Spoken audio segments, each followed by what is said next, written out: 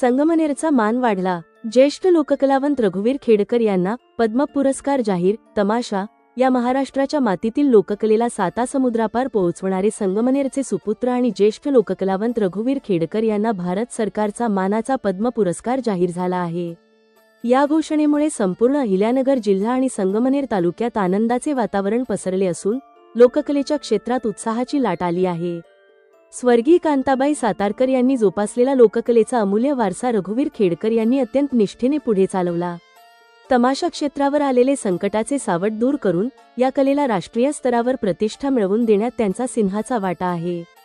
त्यांनी केवळ कला सादर केली नाही, तर तमाशा फडाचे नेतृत्व करत असताना कलावंतांच्या हक्कासाठीही लढा दिला। महाराष्ट्र राज्य तमाशा महामंडळाचे अध्यक्ष म्हणून त्यांनी प्रभावी कामगिरी केली। तमाशा कलावंतांच्या प्रलंबित मागण्यांसाठी त्यांनी शासनाकडे सातत्याने यशस्वी पाठपुरावा केला। परंपरा जोपासली, लोकाश्रयासोबतच राजाश्रय मिळवून देत तमाशा कलेला गतवैभव प्राप्त करून दिले।